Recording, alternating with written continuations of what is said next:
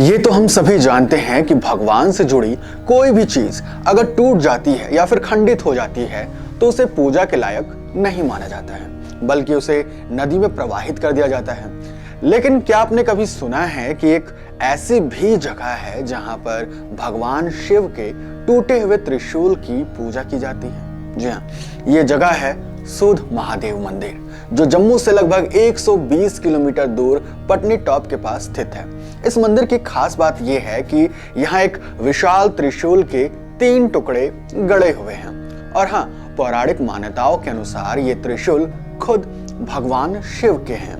मंदिर का इतिहास करीब 2800 साल पुराना है। कहते हैं कि ये मंदिर पहले बहुत भव्य था, लेकिन फिर समय के साथ ये टूट फूट गया। करीब 100 साल पहले एक स्थानीय व्यक्ति जिसका नाम रामदास महाजन था, उसने और बेटे ने मिलकर इस मंदिर का पुनर्निर्माण करवाया था।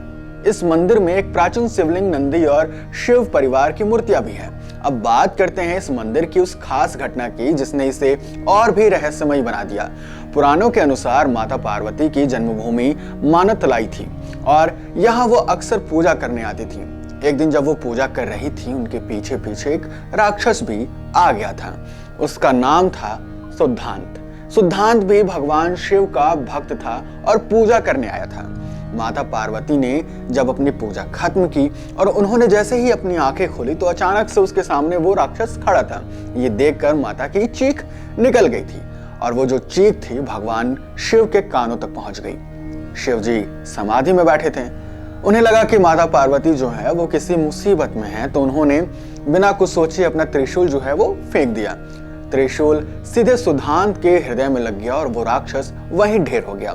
अब भगवान शिव को जब यह एहसास हुआ कि यार गलती से शिव भक्त का वध कर बैठे हैं, तो वो सुद्धांत के पास आए और उन्हें जीवन दान देने की कोशिश की। लेकिन भाई साहब, सुद्धांत ने कहा कि भगवान, मैं मोक्ष चाहता हूं और मुझे अब कोई जीवन नहीं चाहिए। तब भगवान शिव ने कहा कि तुम्हारे नाम पर यह स्थान अब सुध महादेव कहलाएगा।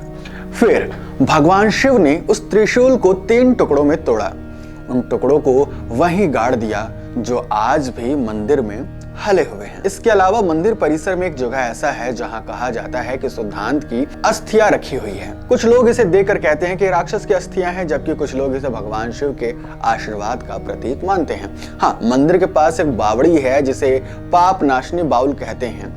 ये बावड़ी पहाड़ों से लगातार पानी से भरी रहती है और ये मान्यता है कि इसमें नहाने से सारे पाप धुल जाते हैं। कई लोग यहाँ स्नान करते हैं, फिर मंदिर में दर्शन करने जाते हैं। मंदिर से सिर्फ 5 किलोमीटर दूरी पर मानतलाई है जहाँ माता पार्वती का जन्म हुआ था और वहीं शिव जी से उनका विवाह भी हुआ था।